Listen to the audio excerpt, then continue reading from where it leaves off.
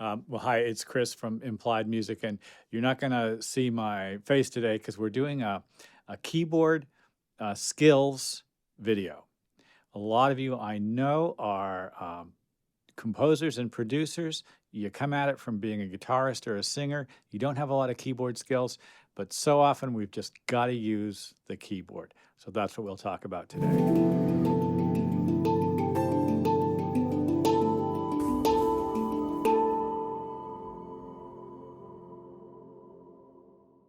Okay, so we actually just want to build finger strength and independence. A couple of ways to do that. I've been teaching piano for decades now, and I'm a pianist.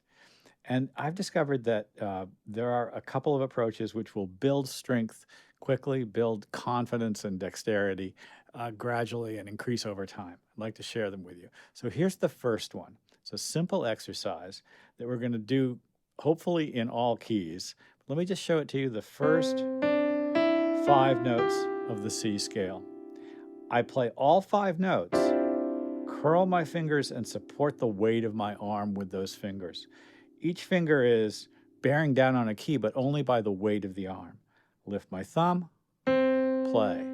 Lift my index finger, play. Lift my 3rd finger, the Johnny Cash finger, play. You get it, right? 5th, 4th, 3rd, 2nd, 1. I can just do 1 finger at a time. Each finger feels different. And of course, we're going to do the same thing in the left hand later. Holding down all 5 notes and just lifting and bringing it back down again. We're going to take a scientific approach, gradually increasing our ear's ability to hear things on the keyboard and our fingers' ability to manage it. Now, I'd like to move to a different key signature, but I want to keep the first 5 notes of a major scale. If I moved up from C to E, then I have to suddenly change the shape of my hand because there are 2 keys that are black, raised up from the keyboard and pushed a little further back. My hand has to adjust to that.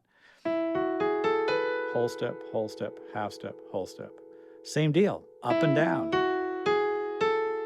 There are 12 major keys, that not counting the enharmonic ones. Try this in every key.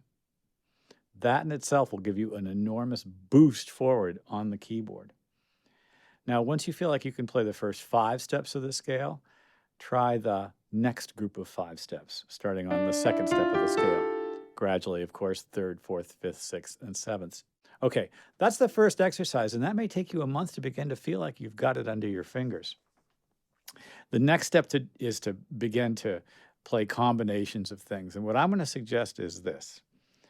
Play those 5 notes and then say, I want to learn to play any 2 of those, like those 2, the 1st and 2nd fingers, or these 2, 2nd and 3rd. Take a scientific approach. You want to be able to do any 2, 1 and 3, 2 and 4.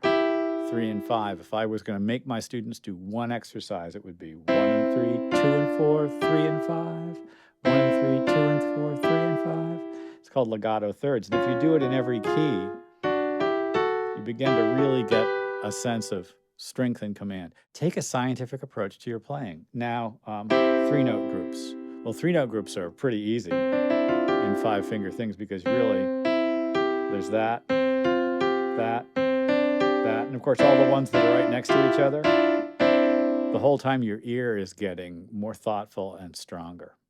Well, I hope it's been useful. I guess if I was going to say one thing is that individual finger strength, dexterity, ease at the keyboard is a long process. There are definitely ways to do it. Start with the 5-finger drops, lift and drop individually, move to groups of 2, groups of 3. There's my thumb. And you'll get the keyboard skills that will serve you when you're composing. I hope this has been useful. As always, like and subscribe. Don't hesitate to drop me a line if there's something you're interested in hearing. Thanks.